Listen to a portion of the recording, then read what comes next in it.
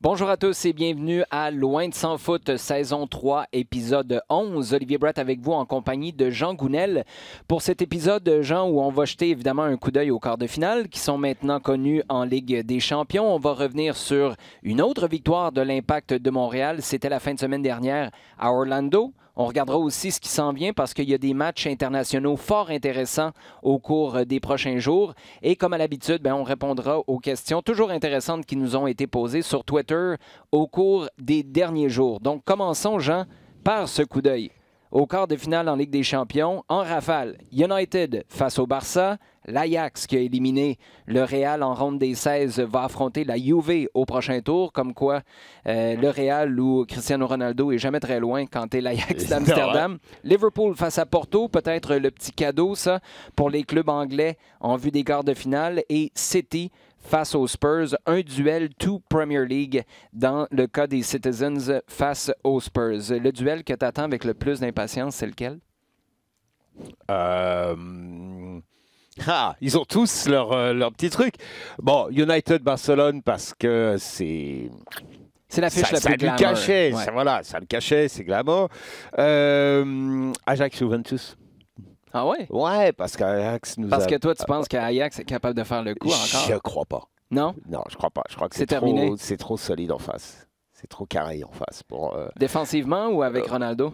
Non, d'abord défensivement. Okay. C'est qu'ils ne feront pas les erreurs que le Real a fait. Je pense qu'ils sont tombés sur le Real à un bon moment, en utilisant au maximum ce qu'ils étaient capables de faire et ce que le Real n'était pas capable. Et je ne pense pas que la Juventus, avec l'expérience, en ayant vu ce qui s'est passé, ne fera pas ces erreurs-là. Non. Après, je disais que c'est un duel tout anglais entre City et les Spurs. Ça, dans le microcosme. Pas certain que c'est le bon mot, là, mais le microcosme de ce qui se passe au Royaume-Uni, il va y avoir tellement d'attention sur ce match-là parce que d'un côté, tu as Pep Guardiola qui ne peut pas vraiment se permettre en quart de finale de l'échapper face à une équipe de Tottenham qui est quand même intéressante cette saison parce que ça reste un groupe avec beaucoup de qualité, mais qui n'a pas recruté l'été dernier, qui n'a pas recruté au mois de janvier. Et j'avais l'occasion un peu plus tôt aujourd'hui de m'entretenir avec Bakary Sagna de l'Impact de Montréal qui est passé par City et lui il me disait c'est hors concours, là. Ils ont deux équipes dans le même groupe City. Mais à l'inverse, tu as les Spurs qui se disent on n'a rien à perdre. Non. On peut y aller, puis on peut. C'est notre rédemption, c'est notre planche de salut pour une saison qui jusqu'à maintenant est un peu décevante.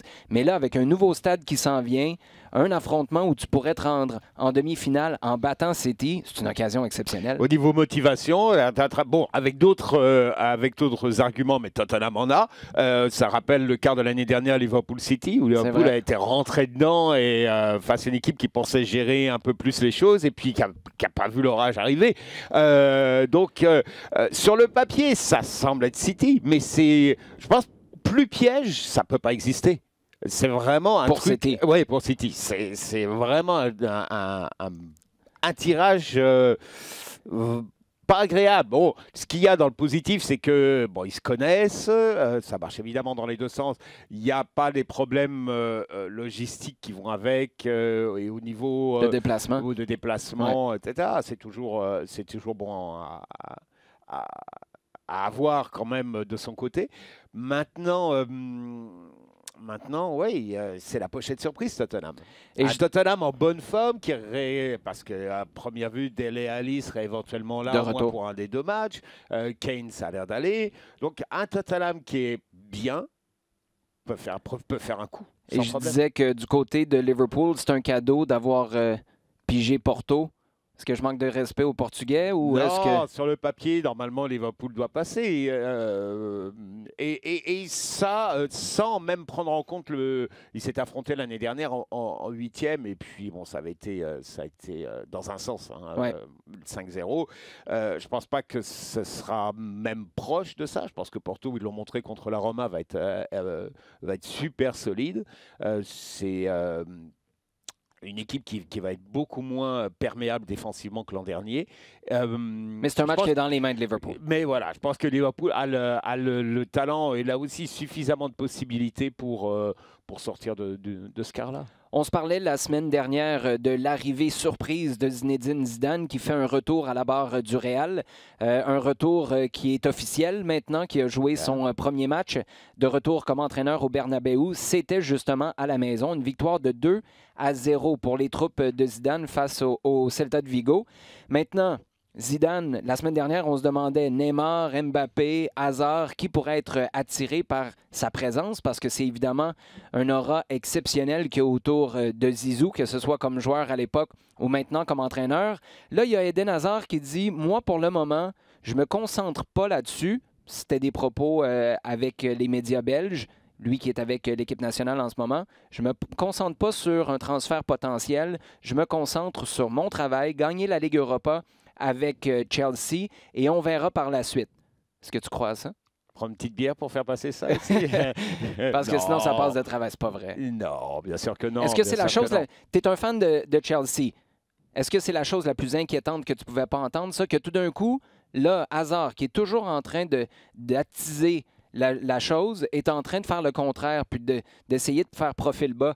Est-ce que ce que tu interpréterais là-dedans, c'est que au contraire, on est en train de travailler pour vrai sur un transfert? Moi, je pense que c'est ça. Je pense que c'est ça. C'est préparer la table pour dire, regarde, je me suis donné jusqu'au bout dans mon contrat avec Chelsea. Chassez-moi pas un coup de bâton de Stamford Bridge un coup quand on vous annoncera que je suis parti. Exactement, exactement. Alors, je pense que c'est une bonne mise en condition, si tu veux, pour, advenant de ce qui va se passer en fin de saison. Chelsea n'est pas dans une position extraordinaire. Maintenant, ils sont quand même en course pour la 4e place et pour une victoire en Europe. Donc, il y a pas mal de choses à jouer jusqu'au bout. Alors, on va attendre de voir.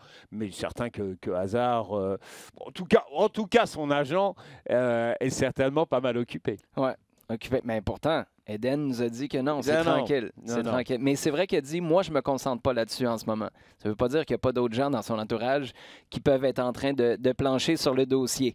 Paul Pogba, lui, a parlé d'un rêve pour n'importe qui de jouer sous Zinedine Zidane au Real. Yeah.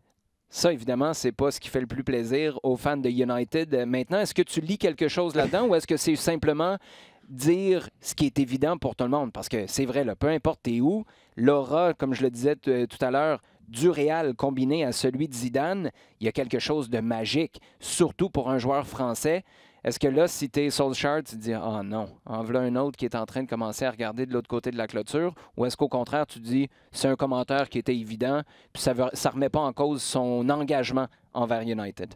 Ça ne remet pas en cause parce qu'il a encore, malgré une assez bonne saison, il a encore des choses à prouver avec United. C'est vrai. Mais on parlait de mettre la table tout à l'heure. Bon, c'est sûr qu'il dit... En passant. Je suis là. Au cas où. Ouais. Mais attention, mets-toi aussi un petit peu à la place de Pogba. Ton profil de carrière, tu l'envisages, tu te dis, tiens, peut-être que un jour. Le Real, ce serait pas mal. En plus, avec Zidane, il y a comme une porte qui s'ouvrirait peut-être un petit peu plus. Peut-être que finalement, ce saut-là, je pourrais le faire un petit peu plus tôt que prévu, pendant que Zidane est là. Et pendant que... mais Zidane va être là pour longtemps. Là. Je pense qu'on a notre leçon. On va voir. C'est vrai que c'est une porte tournante pour les entraîneurs au Bernabéu, mais là, sachant que tu en as passé 2 en 9 mois puis que tu es revenu à celui qui était là avant, Attends de voir. 2021, ça nous donne 2 saisons, hein, mais élection présidentielle au Real, on verra ce qui va se décider à ce moment-là. Ouais, et où on sera Zidane à ce moment-là. À la présidence. ça, ce serait très fort. On ne sait jamais. À suivre. Zizou est capable de tout. C'est ce qu'on comprend jusqu'à maintenant avec sa carrière comme coach ou comme joueur. Pour notre segment à domicile, maintenant, je le disais d'entrée de jeu, 2 victoires maintenant sur la route, 2 victoires en 3 matchs. On s'est bien repris du côté de l'Impact de Montréal après un match extrêmement décevant la semaine précédente. Une défaite face à Houston, défaite de 2-1 en fin de match. Là, on a fait le travail face à Orlando. Après un premier quart d'heure qui, moi, m'a beaucoup inquiété parce que je regardais ce match-là, Jean, puis je me disais, il y a beaucoup de choses qui ressemblent à ce qu'on a vu la semaine d'avant face à Houston. Mais cadeau tombé du ciel, on marque 2 fois en 2 minutes au quart d'heure de jeu. Puis là, tout d'un coup, l'Impact a vraiment cru en ses capacités à prendre d'assaut l'adversaire et bousculer une équipe qui était à la maison avec une très mauvaise défense, j'en conviens, mais la défense, elle va seulement être mauvaise si tu la testes. Si tu viens la jouer. Et c'est ça qu'il faut vraiment saluer, j'ai l'impression, dans le travail de l'Impact sur la route la fin de semaine dernière. Oui, absolument. Absolument. C'est vrai. C'est vrai que le tout début a été un peu... on pouvait se dire, oh là là, ils se mettent... ils se préparent une soirée compliquée. Parce qu'Orlando a eu quelques occasions qui ont raté. Ils en ont raté d'un bout à l'autre de la rencontre, mais en début de match, ça aurait facilement pu être 1-0 pour Orlando. Puis là, ça prend une tournure complètement différente comme rencontre. Non, complètement, complètement. Alors, c'est vrai, il y a un moment, des clics où Orlando offre ces 2 buts très rapidement. Ouais. Et puis bon, bah, faut les prendre, faut aller les chercher et faut les mettre, ce qui n'arrive pas non plus à chaque fois. Et on le sait quand même en ayant suivi cette équipe. Hein, donc il fallait les concrétiser, ce qu'ils ont fait. Et puis derrière, ça devient quand même pas mal plus facile face à une équipe limitée. Hein. Non, défensivement, c'est pas bon. Là.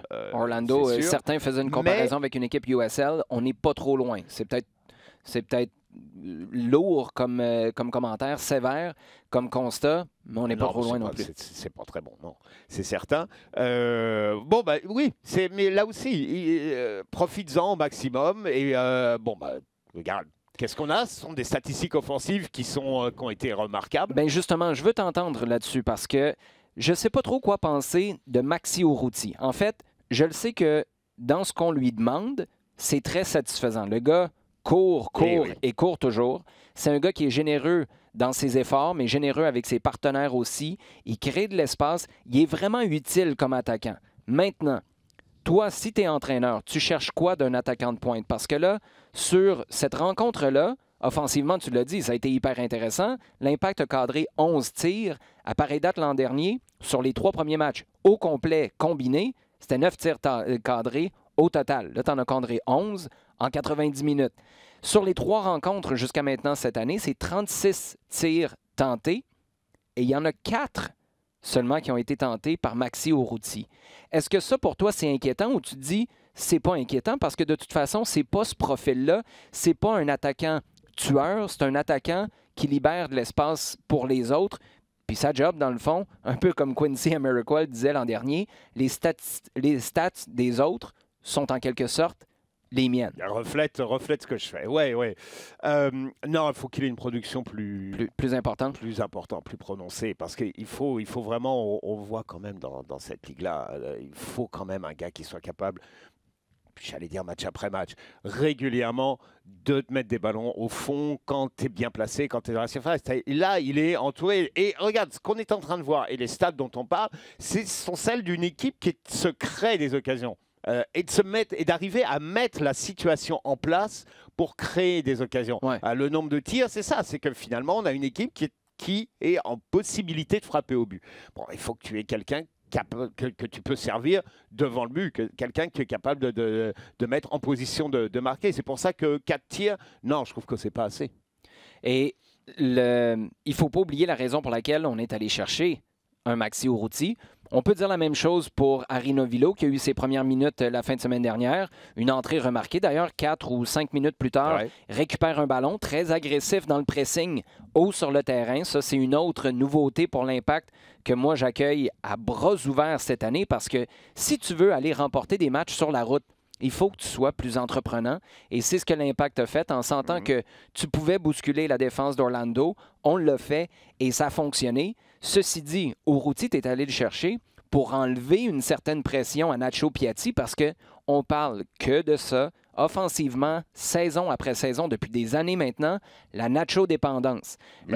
Est-ce que tu t'en libères ou est-ce que tu es simplement allé chercher un attaquant qui est tellement bon dans ses efforts, qui est tellement bon pour récupérer des ballons, que Nacho va marquer plus, mais tu ne vas pas enlever le fardeau de produire à Piatti? Est-ce qu'on est un peu là en ce moment? On est dans cette situation. Il faut regarder les choses un petit peu et puis se dire, regarde, on ne peut pas On ne peut pas demander à Piatti de mettre 20. S'il le fait, c'est tant mieux, mais on ne peut pas lui demander d'en mettre 20 saison après saison, alors que à côté de lui, la production est... Parce que là, c'est ça fait avec 2 buts. Ouais. Exactement. Si c'est un milieu de terrain, puis encore là, il faut le voir d'un bon œil. Saphir Taider qui arrive. À l'époque, à Chelsea, on ne se plaignait pas de voir un Frank Lampard entrer dans la surface puis marquer des buts. On ne va jamais s'en plaindre. Non. Mais sur la droite, puis en attaque, c'est là où on va vouloir voir des stats plus intéressantes cette année. Absolument. Et pas simplement dans la création ou la création de chances, d'opportunités, mais dans la concrétisation, absolument. Ce qui est bien, c'est que ça a l'air de venir là, depuis le début, sur 6 buts marqués. Il y a quand même une distribution qui est un petit peu mieux répartie. On s'en va dans la bonne direction. On s'en va ça comme ça. Ouais, c'est ça. Non, tu vois, Taider a été là. Offensivement, il y a de quoi...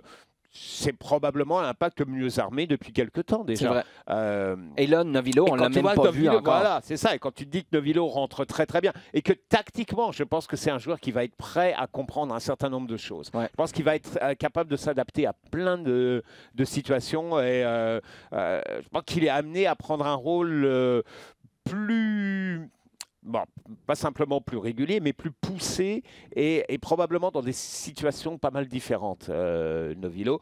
Ouais, je pense qu'offensivement, c'est bien. C'est très, très bien. Parlant de rôle plus poussé, il y a Alphonso Davies qui a marqué avec le Bayern la fin de semaine dernière. Tu sais, c'est une année de première pour Davies. On a nos premières minutes, notre premier trophée, notre premier but avec le Bayern. Là, la mauvaise nouvelle, c'est qu'il a été touché lors de ce match-là, ce qui a largement mis en doute sa présence, sa participation avec l'équipe nationale qui va jouer dimanche, un match hyper important face à la Guyane française, dans un match où tu as l'occasion, on en parlait la semaine passée, de te qualifier pour la Ligue des Nations à proprement dit, on va l'appeler comme ça, la première division, la catégorie A. Tu peux également te qualifier pour la Gold Cup qui va avoir lieu cet été. Ça, je pense que ça va être dans la poche relativement facilement. Maintenant, tu t'attends à voir quel genre de mission donnée par John Herdman à son équipe. Parce que souviens-toi, à son premier match, il avait dit « j'en veux 8 ». C'était pas une victoire. Hein? Il avait quantifié son objectif pour ses joueurs. Est-ce que tu t'attends à la même chose en fin de semaine avec une équipe qui va jouer à la maison après sa dernière rencontre était relativement décevante. Saint Kitts et Nevis, petit 1-0 dans un stade pourri, j'en conviens, mais là, tu es à la maison, devant tes partisans, tu as la capacité de marquer le coup, non seulement avec le résultat, mais avec la manière aussi. Tu t'attends à quel genre de visage du côté de l'équipe nationale canadienne? Tactiquement, je m'attends à ce qui démarre, à ce qu'il nous fasse une Herdman, qui rentre dedans très très rapidement, prenne les choses en main, avec le but, vraiment l'objectif de marquer une fois, 2 fois, rapidement, 15-20 premières minutes. Ben c'est ce que j'allais dire, j'exagère peut-être, mais au bout de 30 minutes, là, tu sais que tu es déjà qualifié. C'est ça, c'est que tu dois faire ça. Après, il est certain que si tu en es là, tu peux très bien laisser un petit peu aller. Bon, ça va permettre peut-être de faire rentrer un peu de monde, de faire quelques changements, regarder un petit peu le joueur. Mais ce que tu veux, c'est une équipe qui va être super motivée. Parce que l'objectif, au bout du compte, c'est quoi? C'est prendre les 3 points. Ouais. C'est de le gagner, ce match, mais que ça serve de tremplin pour autre chose. Ah ouais. Or, il faut que ton équipe, elle sorte vraiment avec convaincue de ça, hein, qu'elle n'arrive pas sur le terrain en disant on va te faire tourner le ballon. C'est un petit peu ce qui est arrivé à Saint Kitts. C'est ça, on va faire tourner et puis ça arrivera à un moment où on trouvera l'ouverture. C'est pas vrai, ça n'arrive pas toujours. Donc tu forces et tu dois, là ils sont dans une position où ils doivent forcer et enfin ils ont les moyens de le faire, de forcer de forcer le résultat. C'est ça que je pense Herdman va leur demander. C'est ça qu'on attend. C'est ça que tout le monde attend de cette équipe. Et j'ai parlé d'Alphonso Davies, et puis je suis allé un petit peu en nuances. Mais les informations qu'on avait, c'était que Davies participerait pas. Mais on a eu d'autres infos où là, on se demandait s'il allait être disponible ou non. Bref, on ne s'attend pas à le voir jouer. C'est ça, ouais. Mais il y a quand même eu des infos là, qui étaient quelque peu contradictoires. Donc, c'est la raison pour laquelle je disais que ça a remis en cause de manière sérieuse sa participation. Mais en gros, on s'attend à ce que Davies ne fasse pas partie de ce groupe-là qui pourrait confirmer sa place à la Gold Cup cet été. Du côté des Américains, maintenant, Greg Berhalter, ça se poursuit pour lui qui a sélectionné Daniel Lovitz encore une fois. Très heureux, évidemment, pour Lovitz et pour l'Impact de Montréal, mais qui n'a pas choisi de capitaine encore. Est-ce qu'on a de la difficulté à prendre une décision ou est-ce qu'on s'attend à ce que les joueurs prennent la décision pour le coach? Là, je crois qu'il doit. Il y a deux matchs amicaux là. Berhalter, lui, il est en plein mode Gold Cup, Gold Cup et tout de suite après, tu auras Ligue des Nations et qualification Coupe du Monde. Bon, lui, il a clairement le mandat même pas à long terme, mais à moyen terme, de qualifier l'équipe pour 2022. Ça s'arrête là. La ligne, elle est très très claire. Et éventuellement, c'est pas un souhait. Non. C'est un devoir. Tu es là pour ça. Point. Exact. Éventuellement, accessoirement, de ramener une Gold Cup à la maison, ça ne ferait pas de mal. Je suppose qu'il va utiliser ces 2 derniers matchs parce qu'il a une assez bonne idée du groupe qu'il va amener à Gold Cup et avec lequel il va être amené à travailler au moins sur les 10 prochains mois. Là, donc, on parle de peut-être intégrer. Il y a sans doute 5-6 postes sur lesquels il a, dans les 22-23, 5-6 questions, mais je ne pense pas que ce soit plus que ça. Et là, je pense qu'il va prendre sa décision sur ces 2 matchs qui viennent, modérer avec probablement le rendement que les joueurs vont avoir d'ici mois de mai, mais il n'y a plus beaucoup de temps. Pour ce qui est du capitaine, il y a un choix qui semble clair, parce que c'est Bradley. Ben oui. Mais pour l'instant, ça n'a pas été décidé. Et quand je te disais tantôt, on va attendre que les joueurs décident, ce que je veux dire, c'est pas par un vote ou quoi que ce soit, mais que les joueurs décident en prenant eux-mêmes une place de leader, puis que ça devienne l'évidence même que le brassard va à un Bradley. Parce que de ne pas lui avoir donné le brassard de capitaine encore, c'est un message en soi. Oui. Ça veut dire, est-ce que ça veut dire, mon gars, là, tu as 2 mois encore pour confirmer que non seulement parce que capitaine, ça veut dire des responsabilités sur le long terme aussi. C'est vrai. Ça veut dire que je te donne le brassard, mais c'est quoi? C'est que tu vas être là. Parce qu'on est en reconstruction là aussi, côté américain. Donc, ça veut dire tu vas être l'un des 2-3 joueurs qui allaient tirer, pousser ou faire n'importe quoi pour que cette équipe-là continue à bouger. Donc, si je te donne le brassard, ça veut dire que toi, tu t'engages. Tu t'engages de ton côté. On a un contrat là. Et tu fais le travail à l'intérieur de ce groupe-là pour les 18 mois ou 2 ans à venir. Est-ce qu'on veut un peu se dissocier, se distancer, même si les joueurs restent là, les Bradley, les Altidore, mais se distancer de l'échec de la dernière Coupe du Monde en disant, bon, on ne veut pas repartir avec la même recette. On n'a pas réussi à se qualifier pour la Russie. Maintenant, posons-nous des questions sur le leadership qui nous a menés à cet échec-là. Et je ne veux pas tout mettre sur le dos des Bradley, des Altidore, mais peut-être que la réflexion est justement sur une plus longue période en se disant, la prochaine Coupe du Monde, c'est qui va être mon capitaine à ce moment-là? Puis si je l'ai déjà dans l'équipe, ben c'est peut-être à lui que je dois lui donner. C'est une très bonne question parce qu'elle amène à plusieurs degrés de réflexion. Parce que si on revient sur l'échec pour 2018, pour Russie, on a beaucoup parlé de cette dualité dans l'équipe américaine entre MLS, joueurs issus d'un MLS et joueurs venant d'étrangers. Et on a eu les 2 pôles avec Klinsmann d'un côté et avec Bruce Arena de l'autre. Bradley, il est très marqué d'un côté. Il est joueur MLS et il fait partie du noyau. Parce qu'il est passé de l'autre bord du lac aussi. Là, mais il fait partie des joueurs MLS. Donc, comme Altidore. Voilà, exactement. Donc, on a eu ce discours-là pendant. Et puis, est-ce que l'échec, après, il y a eu toute la discussion là-dessus, est-ce que l'échec est dû à ça ou pas? Avoir choisi Bradley dans le groupe, c'est dire aussi, ce que Berhalter cherche à faire, c'est d'amener justement une synthèse des 2. Donc, aller chercher un Bradley, c'est tout à fait logique. Mais maintenant, ça ne veut pas dire que c'est pas écrit dans le marbre non plus. Je pense que là, et à mon avis, même à la Gold Cup, ce sera un joueur d'expérience qui devrait avoir le brassard, mais ça ne veut pas dire qu'ensuite ça ne va pas bouger. Et il est certain que dans un avenir pas si lointain, on voit bien Pulisic l'avoir. Hein. Ouais.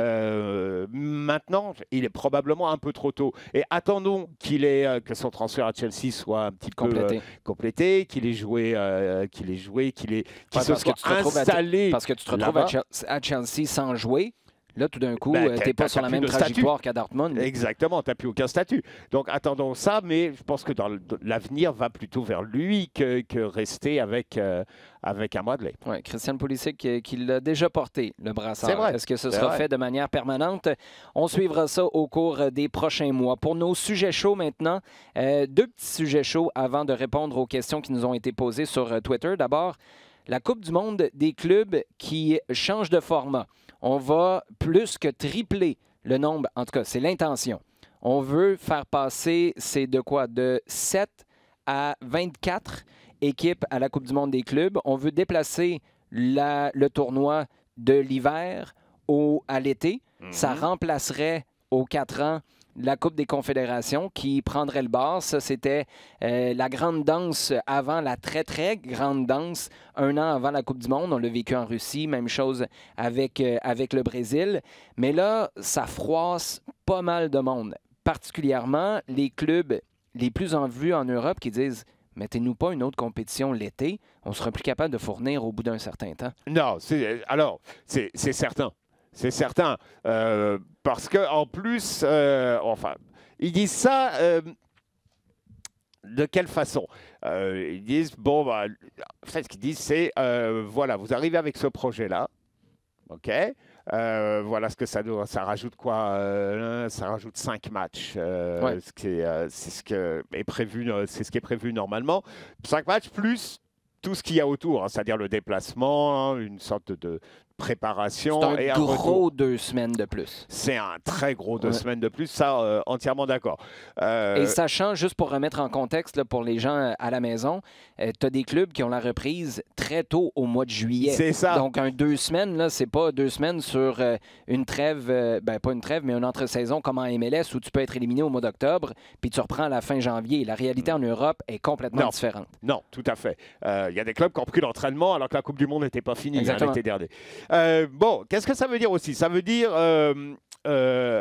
Infantino, avec son projet, est arrivé en disant moi, j'ai des garanties financières, ça va ramener bien de l'argent à tout le monde et en particulier au club. Alors, les clubs, ils disent c'est un discours très FIFA. Totalement. Mais qu'est-ce qu'ils disent? Les clubs, ils disent on veut voir la couleur. On veut voir d'où il vient cet argent et avoir des garanties. Parce que là, ce que vous nous demandez, c'est mettre de côté ou en tout cas limiter les engagements qu'on a dans les tournées d'été, qui sont très lucratives. Donc, il y a une sorte de... OK, on va en discuter à condition déjà, dans un premier temps, que vous nous montriez un petit peu disons que vous soyez transparent dans votre projet. Ça, c'est un discours un peu moins FIFA, ça. Non, la transparence. Ça gêne un petit peu, là, d'un seul coup. Je pense qu'il y a ça aussi qui va... Les clubs MLS, par contre, aimeraient ça, parce que ça veut dire que là, tu t'y ramasses, là, à moins d'un énorme faux pas. Ça donnerait quoi? 3 places à la zone CONCACAF.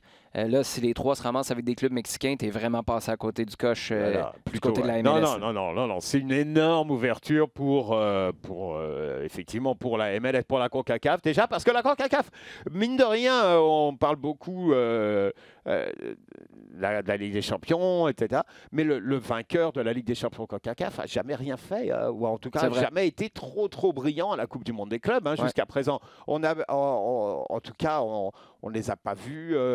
C'est vrai que souvent, on a un monopole Europe, Amérique du Sud, mais les fois où ça ne se passe pas, on a vu des champions d'Asie, on a vu des champions d'Afrique, TP Mazembe qui est allé en finale. Je ne me rappelle pas avoir vu un club de la CONCACAF en finale, malgré la toute-puissance des clubs mexicains. Donc, il va falloir là aussi montrer que... la toute-puissance des clubs mexicains, c'est régional jusqu'à régional, maintenant. Mais on s'attendait à ce que ce soit un petit peu avec un certain historique, avec un certain... passé, parce qu'il n'y a pas si longtemps, ils jouaient aussi en Copa Libertadores. Donc tu disais, au niveau de la compétition, ils sont une coche au-dessus de tout le monde. C'est vrai. Pas tant que ça. On se penche maintenant sur le coût des billets.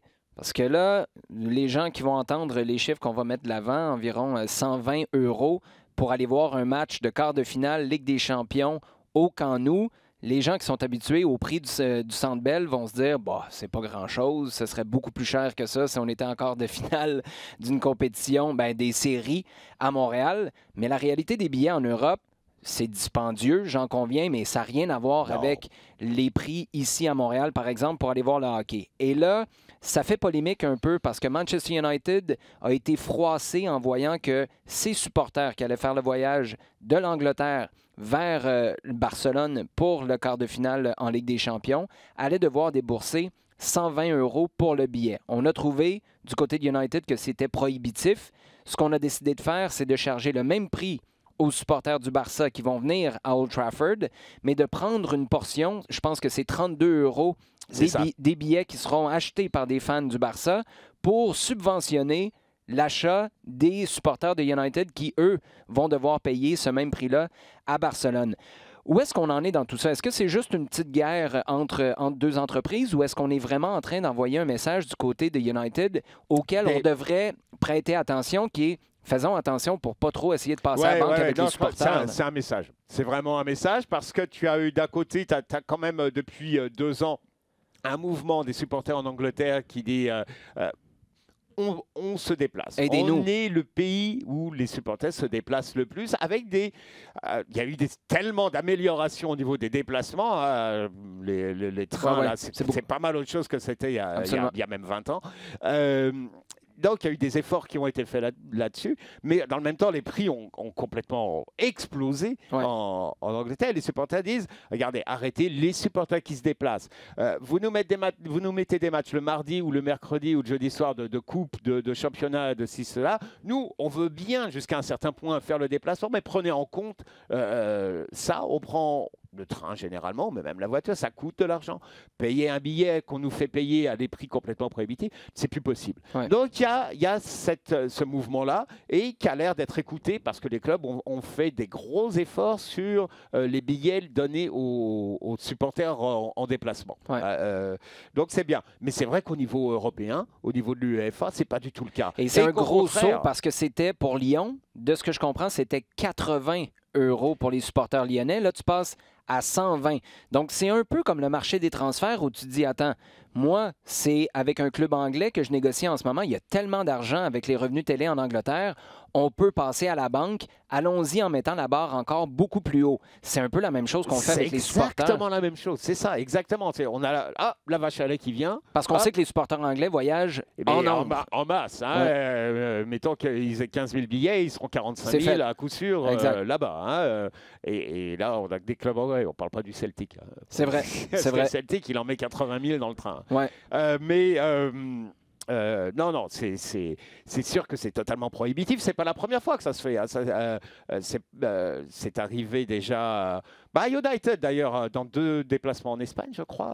Valence au tour précédent, puis Séville l'année dernière, où les supporters ont été chargés au méga maximum. Alors que ce que United fait, c'est bien. C'est bien. Parce qu'on envoie un message en se montrant généreux aussi, parce qu'on dit, nous, l'argent qu'on va faire sur le dos des supporters du Barça, on ne le garde pas pour nous. Là. Non. On s'arrange pour que nos supporters en profitent. Mais par contre, ça crée un précédent un petit peu embêtant, parce que qu'est-ce qui te dit, toi, après, dire, ils l'ont fait déjà... pour Barcelone, ils vont le faire au prochain tour pour n'importe qui. Oui, mais ça met la pression sur le Barça pour mettre la barre moins haute pour le prix de ses supporters qui vont décider de voyager. Maintenant, ça revient à est-ce qu'on voyage autant dans un championnat que dans l'autre? La réponse est généralement non. Donc là, ça va... En tout cas, c'est une petite bataille de marketing. Non, mais c'est intéressant parce que ce ne sont pas les seuls. Il y avait eu...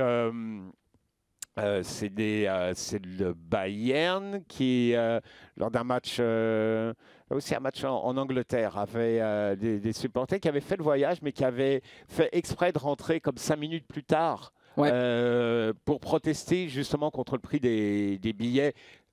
Les billets pour les supporters qui se déplacent. Là encore, c'est vraiment un cas Donc, spécifique. Un cas très spécifique. Ouais. On y va avec les questions qui nous ont été posées sur les réseaux sociaux. Jean, Monsieur Foot nous dit « Cette équipe du Canada peut-elle se jauger et progresser en affrontant des adversaires comme la Guyane française, Saint-Kitts-et-Nevis, la Dominique, etc. Comment remédier à ça rapidement? » Ben, c'est facile. 3 points dimanche, puis c'est fait. Voilà, c'est ça, c'est exactement ça. C'est la fin de cette étape-là, normalement, qui devrait être sanctionnée dimanche. C'est qu'avec ça et avec le système donc, qui est mis en place de Ligue des Nations, etc., le Canada devrait, en l'emportant là, donc terminer dans les équipes de tête de ce que j'appellerais un pool global. Hein. Ouais. Pour l'instant, c'est ce qu'on fait depuis l'automne dernier, c'est qu'on a mis toutes les équipes qui n'étaient pas encore qualifiées. Les équipes qualifiées, c'est les équipes qui avaient fait l'hexagonal de la Coupe du Monde. Sinon, il y en a 34 qui tentaient de se qualifier par la suite pour la Ligue des Nations. Exactement. Donc, on prend tout ça, puis on dit, bon, on a les 6 là d'à côté. On cherche les 6 autres qui vont finir la première division de la CONCACAF. Ouais. En gros, c'est ça. Donc, pour le Canada, c'est simple. Tu gagnes le match de dimanche, tu fais partie de ce bloc-là, c'est-à-dire qualifié pour la Gold Cup et dans la première division de la Nations League. Et là, tous tes matchs vont être pas mal plus haut de gamme et tu n'auras plus les préliminaires de ceci, préliminaires de cela, deuxième tour préliminaire et tout. Là, tu joueras tes matchs Honduras, Salvador et puis ensuite Mexique, États-Unis. Ouais, exactement. Donc, c'est la clé. Pour répondre à votre question, Monsieur Foot, Michael maintenant nous dit « Pensez-vous que l'interdiction de recrutement du côté de Chelsea et peut-être du côté de Manchester City pourrait avoir un impact sur la prochaine fenêtre des transferts, notamment avec un passage, ou non, c'est selon, parce que M. Hazard s'en occupe pas, un passage de Hazard vers le Real? » Ouais, quoi qu'il arrive, parce que là aussi, Chelsea a été sanctionné de 2 fenêtres de transfert, a été interdit sur les 2 prochaines fenêtres de transfert. C'est-à-dire normalement cet été et durant le transfert de janvier prochain. Bon, ils ont fait appel, l'UEFA n'a pas encore statué et attend. La UEFA dit on peut décider jusqu'à l'ouverture de la fenêtre des transferts donc le 1er juillet. Mais mais Jean, ça n'a pas de sens. Non, ça tu peux pas leur dire le 30 juin, en passant, demain matin, le gars qui était supposé signer un contrat, il peut pas. Exactement. Donc, ça devrait se faire, je ne veux pas dire rapidement, là, on ne parle pas d'une question d'heure ou de jour, mais dans les semaines qui viennent, parce que si tu es pour statuer là-dessus, il faut... Je comprends que tu veux donner des sanctions, mais il faut que tu permettes au club de travailler aussi. Oui, exactement. Et de toute façon, ce qui existe pour Chelsea, c'est que même si l'UEFA confirmait sa décision, il reste à Chelsea la possibilité d'aller au tribunal d'arbitration du sport, qui généralement prend du temps à statuer, ce qui fait que la suspension pour cet été devrait être mise entre parenthèses. Ouais. Et renvoyée à éventuellement plus tard selon la décision. Ce qui veut dire que probablement dans un cas comme l'autre, Chelsea devrait avoir la possibilité de recruter cet été. Qu'est-ce que ça veut dire? Ça veut dire que il y a du monde qui va partir, ça c'est certain, parce qu'ils vont commencer à se blinder pour les 2 prochaines fenêtres sur lesquelles normalement la suspension devrait être entérinée. Donc il faut s'attendre à ce qu'il y ait du monde qui parte. Il faut s'attendre à ce qu'il y ait aussi un gros effort de recrutement, certain. Parce que si tu vends Hazard, là, d'un seul coup, ça libère pas mal de possibilités. Tu as déjà recruté Pulisic. Bon, tu sais qu'il y a probablement des améliorations à faire en défense. Tu as David Luiz, par exemple, qui connaît une bonne saison, mais qui est sans contrat à la fin de l'année. C'est ça, oui. Qu'est-ce que tu vas faire avec lui? Willian, c'est le même cas. Donc, il y a des joueurs qui sont là depuis longtemps, sur lesquels on se pose plus que des questions, disons, et ça devrait bouger très certainement. Et du côté de Chelsea, ça devrait être assez fort. Maintenant, il faut voir aussi quelle sera la situation de Maurizio Sarri. C'est vrai. parce que il y a beaucoup de choses qui vont dépendre de ça aussi. Si on le maintient, même si on peut dire que la première saison n'a pas été totalement concluante, hein, il y a beaucoup de questions qui restent en suspens alors qu'on est, on est quasiment en avril. Tu gagnes la Ligue Europa. Ah oui, il termine dans les 4 premiers qui gagnent la Ligue Europa. On s'en rappellera plus de Kepa Arrizabalaga qui ne veut pas débarquer. C'est certain, parce qu'au bout du compte, il arrivera en disant vous m'avez pris pour ça, le mandat. Je l'ai rempli, c'est beau. J'ai fait ma job.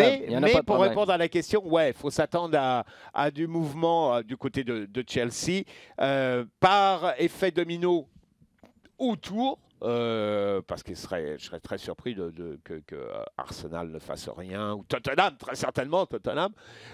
Donc je pense qu'il va y avoir certainement des remous autour de cette Mais ce qui est intéressant avec ça, c'est que situation-là. Interdiction immédiate ou repoussée, d'un côté ou l'autre, ça a des implications, des répercussions importantes. Donc, ça va être intéressant de surveiller. On sur cette décision donc qui tombera, moi j'espère, plus tôt que tard du côté de l'UEFA. Il y a PM maintenant qui nous dit Jack Mac en essai. Bonne nouvelle, mauvaise nouvelle ou on s'en balance? Parce que pour ceux qui n'ont pas suivi, oui, on parle bien de Jack McInerney, qui était là avec l'Impact de Montréal il y a quelques années, a joué d'ailleurs la finale de la Ligue des champions CONCACAF. McInerney qui est de retour à Montréal à l'essai depuis cette semaine. Je ne sais pas quoi penser de cette histoire-là. Premièrement, sur les 8 dernières années, McInerney a fait 6 clubs différents, s'est retrouvé sans contrat 2 fois au cours des 3 dernières années, si je ne me trompe pas. Mais au-delà de ça, c'est que de ce qu'on connaît de lui sur le terrain ou comme personnage en dehors, puis il peut avoir changé là, depuis son dernier passage à Montréal, c'est pas tout à fait ce que Rémi Garde cherche comme attaquant. C'est pas un match, non. Hein? Non, c'est vrai, quand tu entends ça, tu dis m'appelle qui? Rémi Garde veut des gars qui courent. McInerney, c'est pas un gars qui était frileux quand il y avait une raison de courir, mais c'était pas le gars qui voulait courir pour rien non plus. C'était pas mal l'antithèse de Maxi Urruti. C'est pas Urruti, non. Et là, si tu vas le chercher, je présume que parce que moi, ce que j'entends, ce que j'ai comme écho un peu partout, c'est qu'avec Anthony Jackson-Hamel, on est satisfait. On ne l'a pas beaucoup utilisé jusqu'à maintenant cette saison, mais on est quand même satisfait de son rendement puis de ce qu'il offre au groupe. Donc là, tu as Maxi Urruti, 1, Anthony Jackson-Hamel, 2. Tu fais venir un profil comme Jack McInerney, avec la personnalité qu'il a, comme 3e attaquant, puis tu lui dis, en passant, Jackson-Hamel, il y a eu 15 minutes sur les 3 premiers matchs. Toi, tu prendras ce qui reste. Oh non. Je vois pas l'intérêt du tout. Je vois même... C'est... Non. La seule différence, ce serait qu'il y ait, un peu comme Arino Villo, qu'il y ait vraiment un changement de discours ou d'attitude du côté de Jack McInerney qui dit « Moi, je suis un petit peu en train de passer à côté d'une opportunité extraordinaire que j'avais parce qu'il y avait 100 départs ou 100 matchs joués avec l'Union de Philadelphie. Jeune, c'était vraiment un des jeunes très bons prospects en MLS. D'ailleurs, quand il est arrivé à Montréal, tout le monde a dit « Ah, c'est une bonne... » Tout le monde faisait une bonne affaire. Lui, ça ne marchait plus à Philadelphie, mais on était heureux de le voir débarquer. Puis finalement, c'était un profil... Je ne veux pas dire que c'est un gars qui a une mauvaise attitude parce que je pense que c'est trop sévère. Mais c'est un profil particulier à gérer. Puis l'interrogation que j'ai, c'est la compatibilité avec ce que Rémi Garde cherche de ses attaquants et sa volonté d'accepter un rôle de numéro 2 au mieux, mais probablement, fort probablement à mon sens, comme numéro 3. Non, honnêtement... Fait que tu signes pas. Non, d'abord, je vois pas vraiment l'intérêt d'aller chercher un joueur de ce profil-là pour ce poste-là. Il y a à l'interne des options, mettons que ni Urruti ni Jackson-Hamel soient disponibles, par exemple. Okonkwo t'a montré qu'il est peut-être capable. Réarranges. De toute façon, tu as toujours le réflexe d'envoyer Piatti en attaque. Tu as toujours la possibilité de réarranger ton système. Donc, McInerney et le profil ne semble pas être du tout ce dont l'Impact pourrait avoir besoin. Un nom pour Jean Gounel, donc un nom que je partage probablement, mais qui sait, on aura peut-être une superbe surprise au cours des prochains mois à suivre donc du côté de l'Impact de Montréal. On termine avec une question qui vient de Jean-François Bourdeau, Question vraiment intéressante, Jean. Jean-François nous demande, Rémi Garde, pédagogue devant l'Éternel, a déclaré cette semaine, « On a vu Corgi Okonkwo sur les matchs à l'extérieur comme ça, on parlait du match d'Orlando la fin de semaine dernière, pouvait faire très mal aux défenses adverses parce qu'il peut répéter les courses en profondeur. » La question de Jean-François est la suivante. Pourquoi à l'extérieur plus qu'à domicile? Pouvez-vous élaborer? Je pense que ça se résume à l'ambition que les équipes présentent chez elles, comparée à l'approche plus conservatrice qu'elles vont présenter en venant ici au Stade Saputo. Oui, essentiellement à la possession. On en a parlé déjà un petit peu après chaque match de la PAC depuis le début de la saison. On regardait un petit peu la possession. Ça a été bien un moment, un peu moins bien un autre. Mais sont clairement des choix qui sont faits d'équipes en fonction d'équipes qui jouent chez elles. Tu sais que ces équipes-là vont vouloir sortir un petit peu plus, qu'elles vont avoir tendance à tenir un petit peu plus le ballon et donc à avancer, ce qui veut dire laisser des espaces. Et c'est là que tu as besoin de joueurs rapides qui sont capables, justement, dès que tu récupères le ballon, de partir rapidement vers l'avant. C'est un système qui existe partout, mais qu'on voit en MLS depuis de nombreuses années déjà. Parce qu'il y a tellement cette idée-là qu'aller chercher des points sur la route, c'est difficile, qu'on est beaucoup plus conservateur. Les championnats en Europe, une équipe qui se déplace va peut-être s'ajuster un peu, mais pas autant qu'on le fait en MLS. Non. Et c'est là où essayer de faire plier une défense qui est déjà très regroupée, ben, tu le fais pas avec des gars qui ont de la vitesse parce que tu n'as pas d'espace pour exploiter derrière la défense. Exactement. C'est vrai que souvent, on le voit au Stade Saputo quand il y a des adversaires qui viennent.